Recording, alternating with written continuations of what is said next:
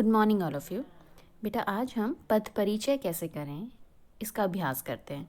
लेकिन पद परिचय को जानने से पहले आप सभी को संज्ञा, सर्वनाम, विशेषण, क्रिया विशेषण मतलब अव्यय, इन सब का ज्ञान होना चाहिए। अगर ये सारी चीज़ें अगर आपको आती हैं, इनके भेद आपको पता हैं, तभी आप उसके बाद पद परिचय कर पाएंगे। तो पद परिचय होता क्या है, इसकी आवश्यकता क्या है, क्यों है, ये जानिए पहले। तो बेटा वाक्यों में जो प्रयुक्त शब्द होते हैं वो पद कहलाते हैं। जैसे हम कोई भी अगर वाक्य बोलें तो वो शब्दों से मिलाकर ही वाक्य बनता है, ये आप लोग जानते हैं। तो जो वाक्यों में शब्द प्रयुक्त हो जाते हैं वो पद कहलाते हैं। अब इन पदों का परिचय देना अर्थात उनकी स्थिति बताना। उनका स्थिति क्या हो गया? लिंग, वचन, कारक तथा अन्य पदों से जो हम संबंध बताते हैं वो पद परिचय कहलाता है। अगर हम दूसरे शब्दों में अगर समझना चाहें तो वाक्य के अंतर्गत किसी शब्द की सभी भूमिकाओं का परिचय देना पद परिचय कहलाता है। अब इस पद परिचय के लिए आप सभी को संज्ञा, उसके भेद, सर्वनाम, उसके भेद, विशेषण भेद, क्रिया, उसके भेद, अव्यय जितने होते हैं, चाहे वो क्रिया विशेषण हैं, तो चाहे वो क्रिया विशेषण हो, समुच्चय बोधक हो, संबंध बोधक हो या फिर विस्मयादि बोधक हो, ये सारे अव्यय हैं। अव्यय आप जानते होंगे, अविकारी शब्द। विकार का अर्थ होता है परिवर्तन और अविकार का मतलब होता है जिसमें कोई परिवर्तन ना हो। ऐसे शब्द जिनका वाक्यों में लिंग, वचन, कारक के कारण कोई परिवर्तन नहीं आता, उन्हें हम अविकारी शब्द कहते हैं। तो ये कौन कौन से हैं? क्रिया विशेषण है, समुच्चय बोधक है, संबंध बोधक है, विस्मयादि बोधक है। तो इनके बारे में भी हम जानकारी प्राप्त करेंगे।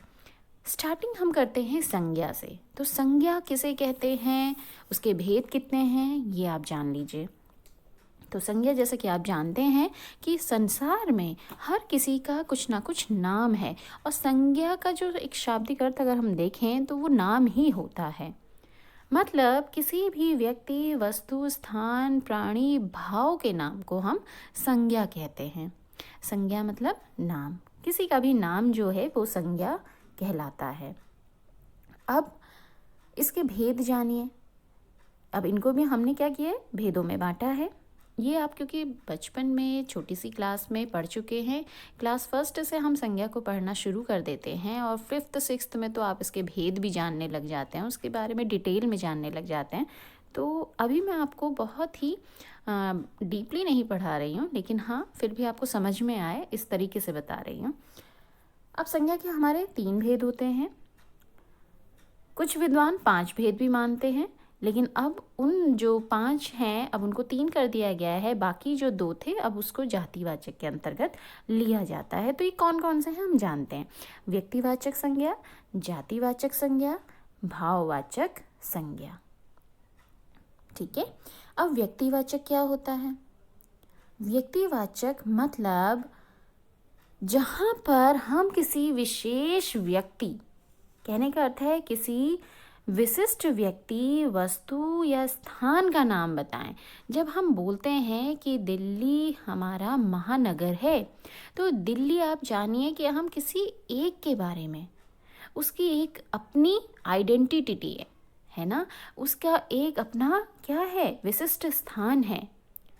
तो जहाँ पर भी हम, चाहे वो व्यक्ति हो, चाहे वो वस्तु हो, चाहे वो स्थान हो, अगर हम किसी एक के बारे में, किसी विशिष्ट व्यक्ति, वस्तु, स्थान के बारे में बता रहे हैं तो वहाँ पर व्यक्तिवाचक संज्ञा होगी। अब ये मान के मत चलिएगा कि व्यक्तिवाचक है तो केवल व्यक्तियों के नाम ही आएंगे, स्थान का भी आ सकता है, वस्तु का नाम भी आ सकता है। एग्जाम्पल देखिए, अगर मैंने आपसे कहा कि माना जाता है कि भागीरथ ही गंगा को हिमालय से पृथ्वी पर लाए। अब माना जाता है कि भागीरथ ही गंगा को हिमालय से पृथ्वी पर लाए। अब भागीरथ क्या है? एक विशेष व्यक्ति है। गंगा क्या है? एक विशेष नदी है। हिमालय क्या है? एक विशेष पर्वत का नाम है। ठीक है। तो भागीरथ, गंगा और हिमालय, ये क्या है? ये व्यक्तिवाचक संज्ञाएं हैं। अब दूसरा है हमारा जातिवाचक संज्ञा। जातिवाचक में क्या करता है? जैसे जाति हम किसी एक के बारे में, जैसे हमने व्यक्तिवाचक में पढ़ा कि किसी विशिष्ट व्यक्ति, वस्तु, स्थान के बारे में पता चलता है, तो यहाँ पर हमें उनके बारे में ना पता चल के, मतलब किसी विशिष्ट व्यक्ति, वस्तु, स्थान के बारे में ना पता चल के उनकी संपूर्ण जाति का बोध होता है। संपूर्ण जाति का बोध होता है। जैसे अगर मैंने आपसे कहा कि बच्चा हाथी पर बैठकर जंगल की सैर कर रहा है। अब इस वाक्य में क्या है? बच्चा, हाथी और जंगल अपनी अपनी संपूर्ण जाति के परिचायक हैं, क्योंकि बच्चा कोई भी बच्चा हो सकता है, हमने नाम तो लिया नहीं। हाथी कोई भी हाथी हो सकता है। जंगल कोई सा भी जंगल हो सकता है, हमारे विश्व में बहुत सारे जंगल हैं। तो यहाँ आप देख रहे हैं कि बच्चा से वो किसी एक के बारे में ना बता के एक संपूर्ण जाति का बोध करा रहा है कि हाँ वो बच्चा है। ऐसे ही हाथी और जंगल भी संपूर्ण जाति का बोध करा रहे हैं। तो ये जो नाम है ये जातिवाचक संज्ञाएं हैं। अब जैसे घर हो गया, पक्षी है, देश, गांव, किसान, पुरुष, नारी, शेर, ये सारे शब्द क्या हैं? जातिवाचक संज्ञा के उदाहरण है, क्योंकि हमें किसी एक के बारे में नहीं पता चल रहा। ठीक है। तीसरा है भाववाचक संज्ञा। तीसरा है हमारा भाववाचक संज्ञा। अब भाववाचक संज्ञा में होता क्या है? जब हम किसी भी गुण, दशा, भाव व विशेषता के नाम का बोध कराने वाले शब्द भाववाचक संज्ञा कहलाते हैं। अब आप एग्जाम्पल देखिए। जैसे अगर मैंने आपसे कहा कि वर्षा आते ही हरियाली छा गई और गर्मी दूर हो गई।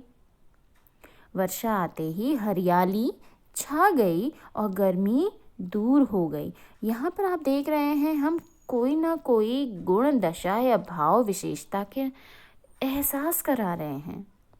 इस वाक्य में हरियाली और गर्मी शब्द किसी स्थिति के गुण और दशा का बोध कराते हैं।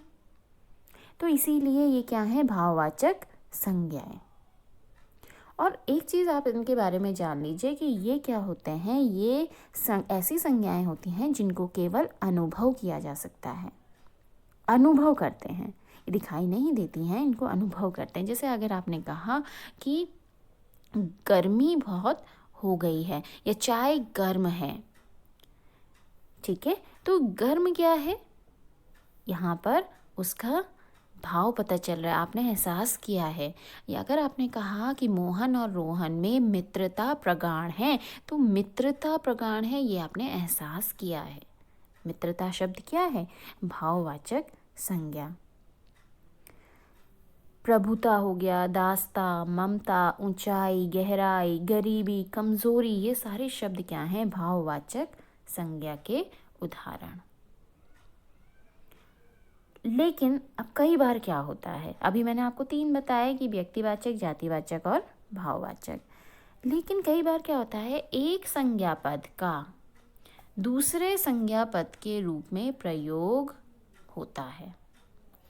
कैसे? जैसे व्यक्तिवाचक संज्ञा का जातिवाचक संज्ञा के रूप में प्रयोग। व्यक्तिवाचक संज्ञा का जातिवाचक संज्ञा के रूप में प्रयोग कैसे?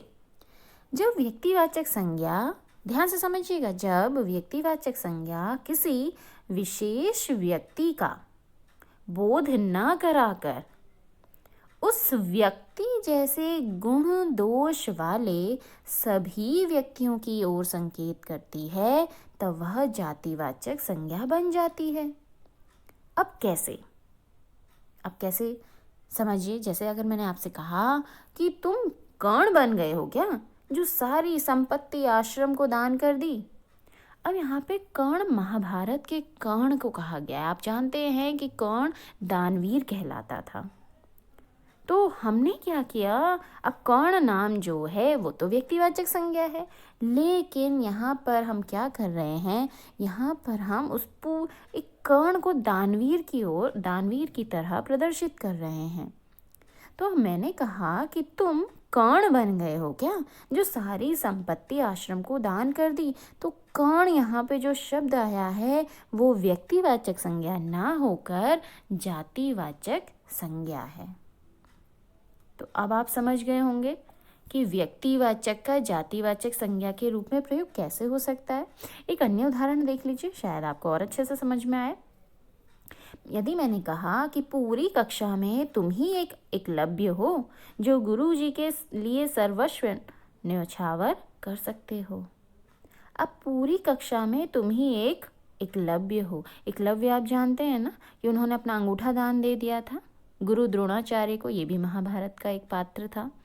तो अब यहाँ पे एकलव्य वैसे तो व्यक्तिवाचक संज्ञा है, लेकिन हम उनको गुरु भक्त की तरह पेश कर रहे हैं। तो यहाँ पर हमने उनको गुरु भक्त, एक पूरी विशेष जाति का बोध करा रहे हैं, मतलब जितने भी गुरु भक्त हैं वो सारे, उनके लिए एकलव्य शब्द का प्रयोग आया है। तो ये भी जातिवाचक संज्ञा के रूप में इनका प्रयोग हुआ है। क्लियर हो गया। अब दूसरा है जातिवाचक संज्ञा का व्यक्तिवाचक संज्ञा के रूप में प्रयोग। अब कैसे, कभी कभी क्या होता है ना, जातिवाचक संज्ञा शब्द जाति का बोध ना कराकर एक विशेष व्यक्ति की ओर संकेत करते हैं, एक विशेष व्यक्ति की ओर संकेत करते हैं, तब वे व्यक्तिवाचक बन जाते हैं। अब कैसे, अगर मैंने आपसे कहा कि महात्मा जी ने हमें आज़ादी दिलाई, अब महात्मा शब्द क्या है, एक कोई भी महान आत्मा, कोई भी महान आत्मा को हम महात्मा कहते हैं, है ना। लेकिन यहाँ पर हमने जब बोला कि महात्मा जी ने हमें आज़ादी दिलाई, तो एक विशेष, किनके बारे में पता चल रहा है, एक विशेष व्यक्ति के बारे में। और वो विशेष व्यक्ति कौन है, हमारे महात्मा गांधी जी। तो महात्मा जी शब्द जो था वो तो वैसे जातिवाचक था, लेकिन हमने यहाँ पर उस जातिवाचक के प्रयोग के स्थान पर एक व्यक्ति के लिए प्रयोग किया है, तो ये व्यक्तिवाचक संज्ञा हो गया है। ठीक है, दूसरा देखेंगे उदाहरण। पंडित जी भारत के प्रथम प्रधानमंत्री थे। पंडित जी भारत के प्रथम प्रधानमंत्री थे। तो पंडित जी, यहाँ पर पंडित जी वैसे तो हमारा क्या है, जातिवाचक संज्ञा है, लेकिन यहाँ पर प्रयुक्त हुआ है जवाहरलाल नेहरू जी के लिए। तो ये हमारे क्या हो गए, जातिवाचक संज्ञा का व्यक्तिवाचक संज्ञा के रूप में प्रयोग। क्लियर हो गया। तो ये आपका था संज्ञा। संज्ञा में आपको ये तीनों भेद मैंने आपको बताए, तीनों आपको समझ में आए होंगे। ठीक है, और फिर उसके बाद मैंने आपको बताया कि एक पद संज्ञा पद का दूसरे संज्ञा पद के रूप में प्रयोग, कि जातिवाचक व्यक्तिवाचक भी हो सकती है, व्यक्तिवाचक संज्ञा जातिवाचक भी हो सकती है। ये आपने इसमें जाना। अब हम जो पढ़ेंगे वो है हमारा सर्वनाम एवं उसके भेद। तो चलिए पढ़ते हैं सर्वनाम। अब सर्वनाम क्या होता है, संज्ञा के स्थान पर प्रयुक्त होने वाले शब्दों को सर्वनाम कहते हैं। अब संज्ञा के स्थान पर, मान लीजिए मैं आपको कोई कहानी सुनाती हूँ, तो बार बार, जैसे मैंने आपसे कहा कि मोहन एक अच्छा बालक है, मोहन कक्षा 10 में पढ़ता है, मोहन के कई मित्र हैं, मोहन अपना कार्य समय पर करता है, तो बार बार बार मोहन का नाम लेकर ये कहानी जो हो रही है इतनी अच्छी प्रतीत नहीं हो रही है ना, कर्णप्रिय नहीं लग रही है। अब आपको क्या करना है, आप इनके स्थान पर कुछ ना कुछ शब्द का प्रयोग करते हैं। जैसे आपने कहा कि मोहन एक अच्छा बालक है, वह कक्षा 10 में पढ़ता है, उसके कई मित्र हैं। तो अब मोहन के स्थान पर आपने वह भी लगाया, उसके भी लगाया। तो इन शब्दों का जो आप प्रयोग कर रहे हैं ये सर्वनाम कहलाते हैं। ठीक है, अब संज्ञा के स्थान पर प्रयुक्त होने वाले शब्द सर्वनाम कहलाते हैं। अब इसके भेद देखते हैं। पहले, वैसे इसके 6 भेद हैं, मैंने आपको यहाँ लिखा है, आप देख रहे हैं। सबसे पहला है पुरुषवाचक, दूसरा निश्चयवाचक, अनिश्चयवाचक, प्रश्नवाचक और संबंधवाचक और अंतिम निजवाचक। पुरुषवाचक पहले समझ लेते हैं। पुरुषवाचक होता क्या है? बेटा ध्यान से समझिएगा।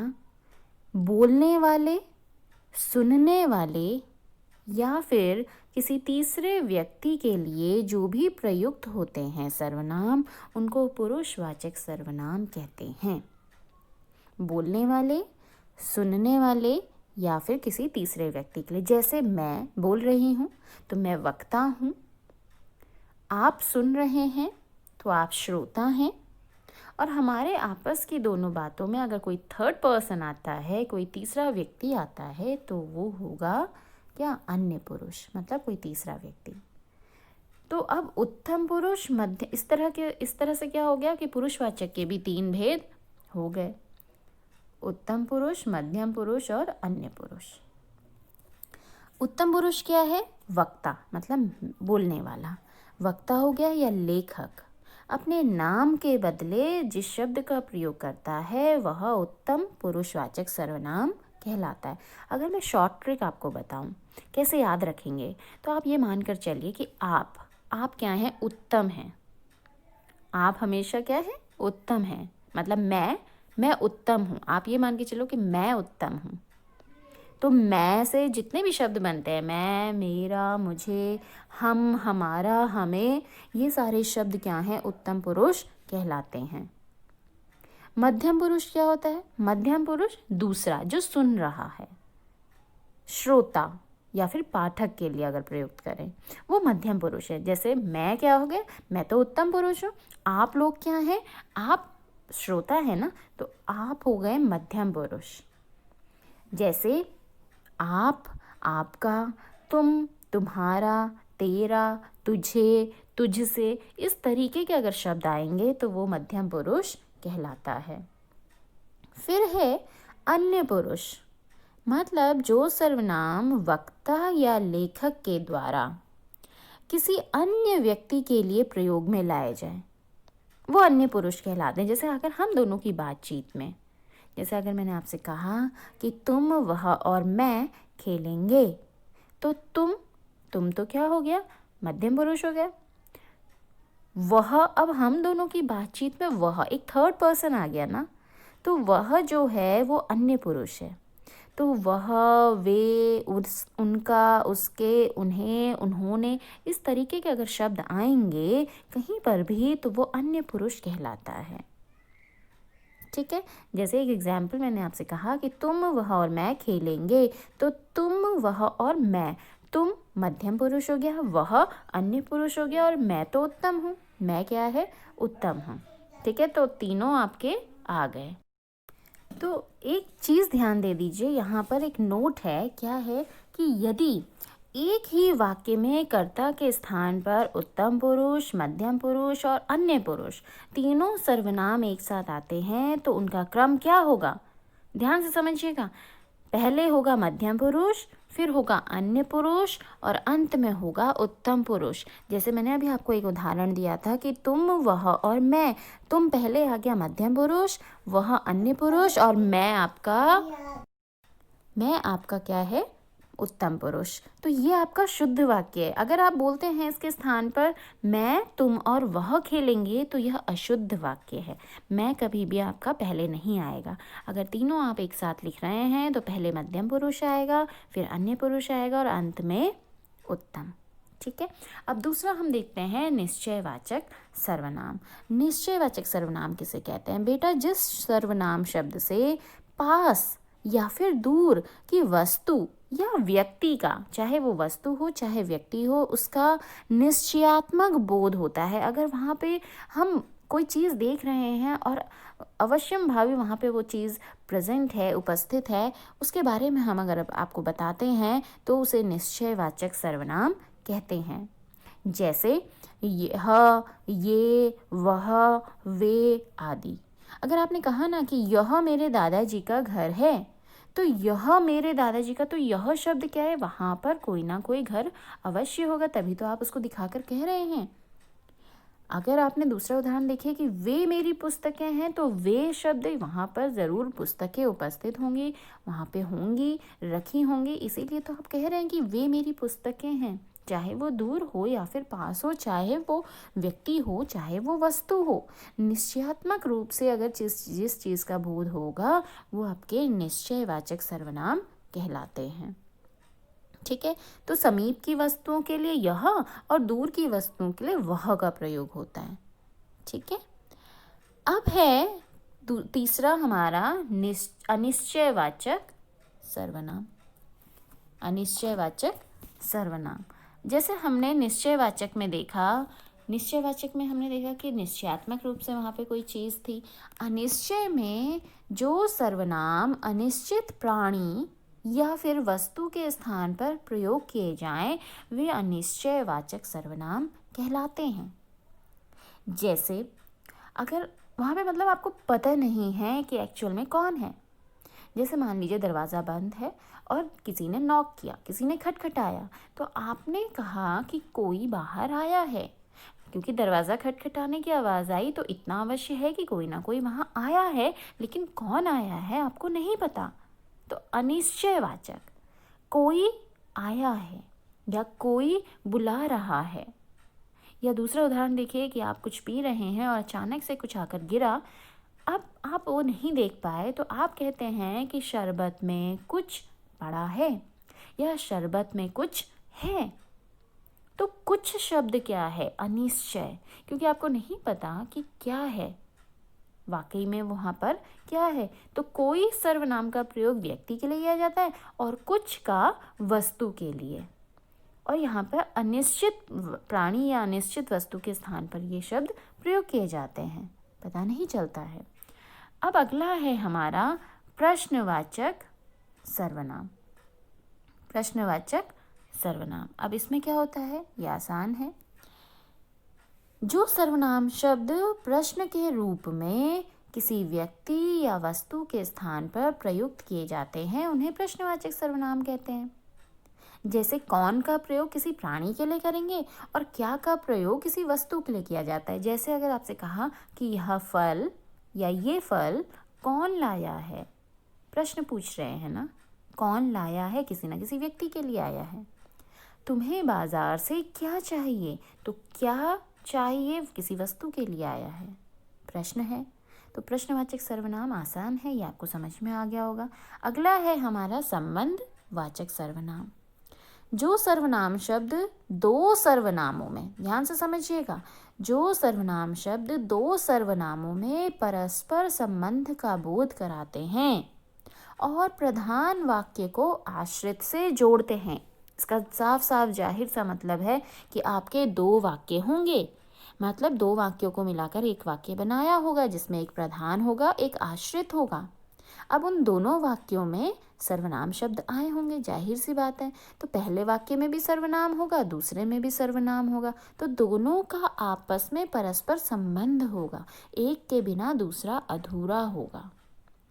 ऐसे सर्वनामों को संबंधवाचक सर्वनाम कहते हैं। जैसे अगर आपसे कहा कि जिसने पेड़ काटा वह पकड़ा गया, तो जिसने पेड़ काटा, तो जिसने शब्द आ गया और वह पकड़ा गया, वह आपका सर्वनाम आ गया। तो जिसने पेड़ काटा वह पकड़ा गया, तो जिसने का संबंध वह से है, एक के बिना दूसरा अधूरा है। ठीक है, जिसकी लाठी उसकी भैंस, तो जिसकी और उसकी, जो मेहनत करेगा वही सफल होगा, तो जो और वो, इस तरीके के शब्द, मतलब जाहिर सी बात है कि दो वाक्य होंगे, दोनों वाक्यों में सर्वनाम शब्द आए होंगे और दोनों का आपस में संबंध, परस्पर संबंध होगा, वो होते हैं संबंधवाचक सर्वनाम। फिर है हमारा अंतिम निजवाचक सर्वनाम। निजवाचक सर्वनाम, निज का मतलब क्या होता है, अपने लिए ना, स्वयं का। आप कहते हैं ना ये मेरा निजी मामला है, तो निजी मतलब अपना। तो जो सर्वनाम शब्द कर्ता स्वयं अपने लिए प्रयोग करता है वे निजवाचक सर्वनाम कहलाते हैं। मतलब जो आपके लिए प्रयोग हो, जैसे आपने कहा कि मैं वहाँ स्वयं पहुँच जाऊँगा, तो स्वयं शब्द क्या है, आपके लिए प्रयोग हुआ है। या आपने कहा उन्होंने खुद ही मुझे फ़ोन किया, तो खुद शब्द उनके लिए प्रयोग हुआ है ना, उनके अपने लिए। या अगर आपने कहा कि बच्चा अपने आप दूध पी रहा है, तो बच्चा अपने आप, तो अपने आप शब्द क्या है, उसके स्वयं के लिए। तो इस तरीके के शब्द जहाँ पर आपको पता चले कि कर्ता जो है स्वयं अपने लिए प्रयोग कर रहा है, वहाँ पर निजवाचक सर्वनाम होता है। जैसे स्वयं, खुद, अपने आप, इस तरीके के शब्द आते हैं। अब एक चीज़ नोट है जो बहुत इम्पॉर्टेंट है, जिसको आपको जानना बहुत ज़रूरी है। वो क्या है कि आप शब्द का जो प्रयोग है ना, वो आदर सूचक, पुरुषवाचक और निजवाचक दोनों प्रकार के सर्वनामों के रूप में प्रयोग किया जाता है।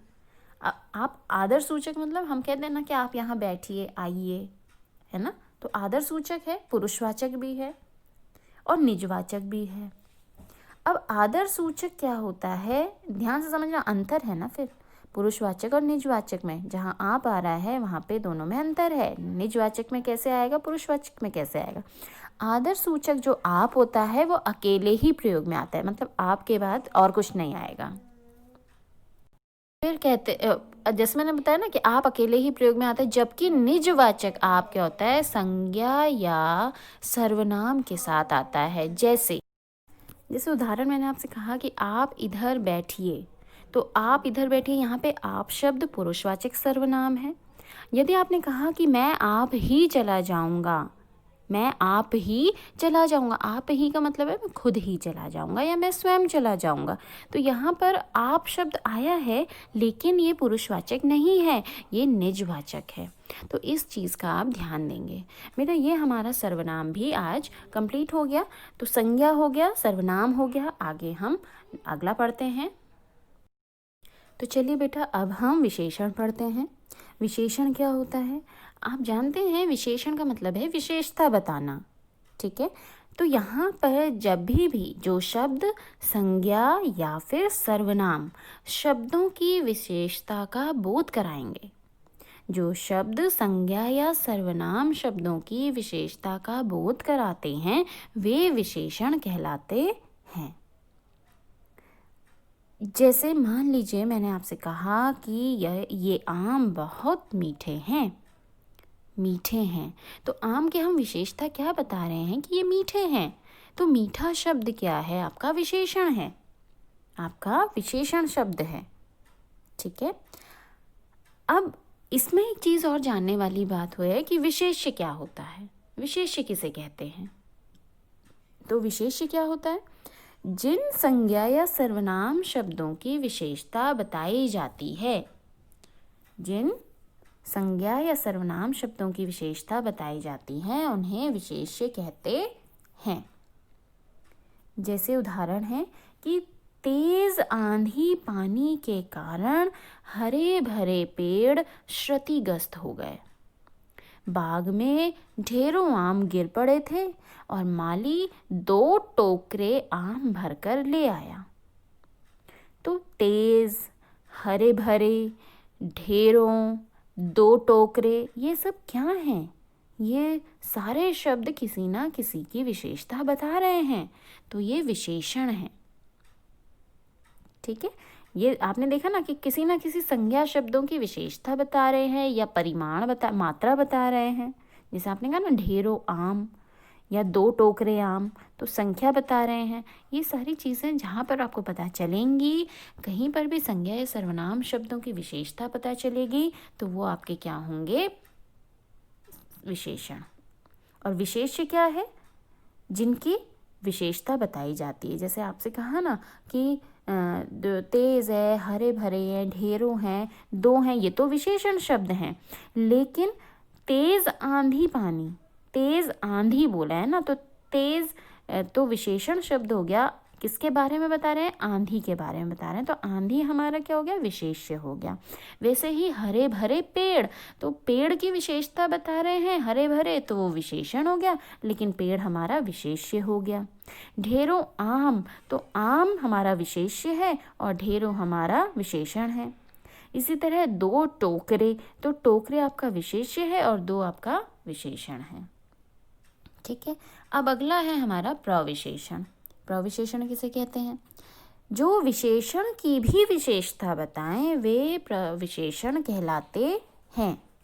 जैसे अगर आपसे कहा कि बिल्कुल सुनसान रास्ते में वह भटक गया, बिल्कुल सुनसान रास्ते में वह भटक गया, तो सुनसान रास्ते की विशेषता क्या है कि वो सुनसान है ना। अब उस सुनसान को भी हमने कैसे बता दिया कि वो बिल्कुल सुनसान है, हमने विशेषण की भी विशेषता बता दी। जैसे एक उदाहरण मैंने आपको पहले दिया था कि ये आम बहुत मीठे हैं, बहुत मीठे हैं, तो मीठा तो विशेषण है लेकिन उसकी भी विशेषता हमने बता दी कि बहुत मीठे हैं। तो बहुत शब्द, बिल्कुल शब्द, ये क्या हैं? आपके प्रविशेषण हैं, प्रविशेषण कहलाते हैं। अब इसके बाद आप जानेंगे विशेषण के कितने भेद हैं। तो विशेषण के 4 भेद होते हैं: गुणवाचक, परिमाणवाचक, संख्यावाचक और सार्वनामिक। अब गुणवाचक, पहला एक एक करके देखते हैं। गुणवाचक क्या होता है? जो विशेषण शब्द अब इसके नाम पे मत जाइएगा। गुणवाचक में केवल गुणों की व्याख्या नहीं करेंगे, गुणों की विशेषता नहीं बताएंगे। इनमें संज्ञा या सर्वनाम के गुण, दोष, आकार, प्रकार, रंग, रूप, अवस्था, दिशा, स्थिति, देश, काल, स्थान, जो चीज़ भी आप बताएं वो सारी चीज़ें हमारी गुणवाचक विशेषण के अंतर्गत आती हैं। जैसे अगर आपसे कहा कि यह बच्चा चंचल है या चतुर है, सरल है, बुद्धिमान है, दयालु है, उदार है, अच्छा है, सच्चा है, ईमानदार है, परिश्रमी है, ये सारे हम गुण बता रहे हैं। तो गुण तो आएंगे ही आएंगे गुणवाचक विशेषण के अंतर्गत। यदि हम उसके दोष भी बताएं, अगर हमने कहा कि बुरा है, मूर्ख है, अयोग्य है, क्रोधी, गुस्सैल, दुष्ट, नीच, पापी, अपवित्र, कुछ भी अगर हम बोलें, उसके दोष बताएं, तब भी ये वाले सारे शब्द आपके गुणवाचक विशेषण के अंतर्गत आएंगे। अब रंग रूप भी आपके गुणवाचक के अंतर्गत आते हैं। आपने कहा गोरा, काला, गेहुआ, सुंदर, लाल, हरा, नीला, पीला, सुनहरा, गुलाबी, कुछ भी। स्वाद के बारे में अगर आप बताते हैं, खट्टा, मीठा, कड़वा, खारा, चटपटा, तीखा, फीका, नमकीन। या आपने स्पर्श के बारे में बताया कि चिकना है, कोमल है, खुरदरा है, ठीक है। यहाँ आपने गंध बताई, सुगंधित है, दुर्गंधित है, बदबूदार है, खुशबूदार है, सौंधी स्मेल। आप जब बारिश होती है, पहली बारिश होती है और सूखी मिट्टी में वो पानी जब गिरता है तो एक अलग सी महक आती है, उसको सौंधी ना क्या कहते हैं, सौंधी स्मेल, है ना। तो ये सारी गंध क्या हैं, ये भी आपके गुणवाचक के अंतर्गत आते हैं। आकार प्रकार अगर आप बताएं, आपने कहा लंबा, चौड़ा, ऊंचा, छोटा, बड़ा, गोल, चौकोर, तिकोना, लघु, दीर्घ, हल्का, भारी आदि, ये सारी चीज़ें भी आपकी गुणवाचक के अंतर्गत है। तो गुणवाचक में आप ये मत समझिएगा कि केवल गुणों की व्याख्या करेंगे, गुणों की विशेषता बताएंगे। गुण, दोष, रूप, रंग, स्पर्श, स्वाद, गंध, अवस्था, आकार, प्रकार, दिशा, कुछ भी अगर आप बताते हैं, दिशा में मतलब उत्तरी, दक्षिणी, पूर्वी, पश्चिमी, है ना। तो ये चीज़ें जहाँ पर भी आप बताएंगे वो गुणवाचक विशेषण कहलाते हैं। दूसरा है हमारा परिमाणवाचक विशेषण। अब परिमाणवाचक में भी 2 हैं, निश्चय और अनिश्चित। पहले परिमाण जान लीजिए। जो शब्द संज्ञा या सर्वनाम के परिमाण का बोध करा। परिमाण होता क्या है? परिमाण का मतलब होता है मात्रा, जिस चीज़ को आप नाप या तौल कर करके लेते हैं, जिस चीज़ को आप नापते या तौलते हैं, ठीक, वो चीज़ें हमारी क्या होती हैं? परिमाणवाचक। जैसे गाड़ी में 5 लीटर पेट्रोल डाल दो, तो 5 लीटर क्या हो गया? मात्रा है ना। मेरी चाय में कम चीनी डालना, तो कम भी क्या है? मात्रा है। जहाँ पर भी आपको मात्रा का पता चले। अब 5 लीटर में आपको एक निश्चित क्या पता चल रहा है कि 5 लीटर एक निश्चित संख्या पता चल रहा है, और कम में आपको एक निश्चित मात्रा नहीं पता चला, लेकिन कुछ ना कुछ मात्रा तो पता चल रहा है ना। कम चीनी लेकर आना, तो कम में कितनी भी हो सकती है, 1 कटोरी हो सकती है, 1 चम्मच हो सकती है, आधा गिलास हो सकता है, कितना भी हो सकता है। तो यहाँ पर पेट्रोल और चीनी का क्या है? परिमाण बोधक विशेषता ये शब्द बता रहे हैं, इसीलिए ये क्या होंगे, परिमाणवाचक विशेषण। अब इसमें निश्चित और अनिश्चित, जैसे मैंने आपको बताया, तो निश्चित में क्या होता है, जिन विशेषण शब्दों से संज्ञा या सर्वनाम की निश्चित मात्रा का बोध होता है, जैसे 5 लीटर, या आपने कहा कि मैंने 2 लीटर दूध लिया, तो 2 लीटर, या आपने कहा कि इस कमरे की चौड़ाई 5 मीटर है, तो यहाँ पे एक निश्चित आपको मात्रा का पता चल रहा है, है ना। आपको 2, 5 ये सब क्या है, एक निश्चित पता है, निश्चित परिमाण है। अनिश्चित में क्या होगा, जहाँ पे निश्चित मात्रा का बोध नहीं होता। आपने कहा ना कि यह मैदान बहुत लंबा चौड़ा है, अब कितना है हमें नहीं पता। भिखारी को कुछ चावल दे दो, तो कुछ में कुछ कितना भी हो सकता है, मात्रा का नहीं पता। तो ये आपके क्या हो गए, अनिश्चित परिमाणवाचक। बेटा परिमाण में इतना ध्यान दीजिएगा कि मात्रा का पता चलता है, जिसको आप नाप या तौल करके लेते हैं। फिर अगला है हमारा संख्यावाचक विशेषण। इसमें भी निश्चित और अनिश्चित है, संख्या में भी निश्चित और अनिश्चित। संख्या में क्या होता है, संज्ञा या सर्वनाम की संख्या का बोध कराते हैं, जिन चीज़ों को आप गिन सकते हैं। अब या तो आपने गिना है, अगर आपको कोई निश्चित संख्या पता है तो वो निश्चित में आएगी, लेकिन ऐसी चीज़ जिसको आप गिन सकते हैं लेकिन आपको एक निश्चित संख्या का नहीं पता, तो वो अनिश्चित में आएगी।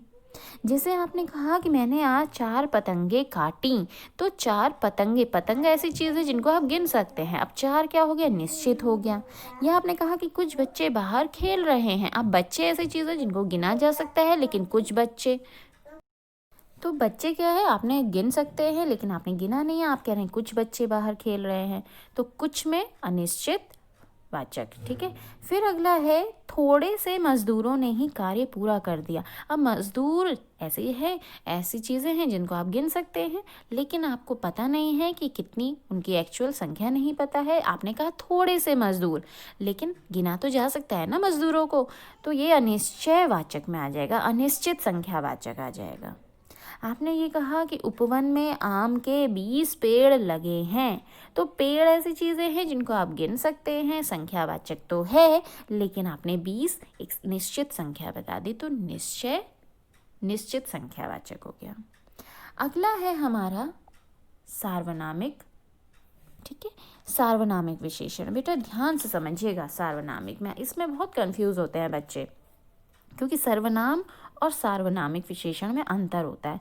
अब सार्वनामिक सर्वनाम से ही बना है। जब सर्वनाम शब्द, ध्यान से समझना, जब सर्वनाम शब्द संज्ञा से पहले लगकर विशेषण का काम करते हैं। अब आपने देखा ना, कोई भी वाक्य, जब भी हमारा कोई भी वाक्य शुरू होता है तो संज्ञा या सर्वनाम से होता है ना। कोई भी वाक्य हमारा संज्ञा या सर्वनाम से शुरू होता है, लेकिन जब आप सार्वनामिक विशेषण की बात करेंगे तो हमेशा सार्वनामिक सर्वनाम से बना है। तो कोई भी ऐसा वाक्य जो सर्वनाम से शुरू हो, ठीक, सर्वनाम से शुरू होगा और उस सर्वनाम के तुरंत बाद कोई ना कोई संज्ञा शब्द आएगा ही आएगा, अवश्य आएगा। तो वहाँ पर आपका, जैसे जब सर्वनाम शब्द संज्ञा से पहले लगकर विशेषण का काम करेगा तो उसे सार्वनामिक विशेषण कहते हैं।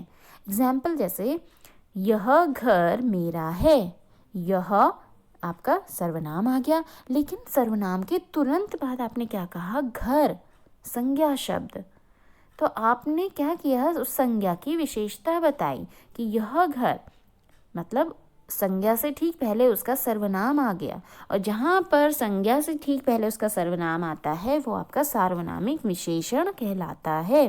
अब कंफ्यूजन कहाँ होती है, अगर एग्जाम्पल होता यह मेरा घर है, यह मेरा घर है, तो यह आपका सर्वनाम के तौर पर प्रयुक्त हुआ है, यह के बाद मेरा आ गया, तो मेरा भी तो आपका सर्वनाम ही है।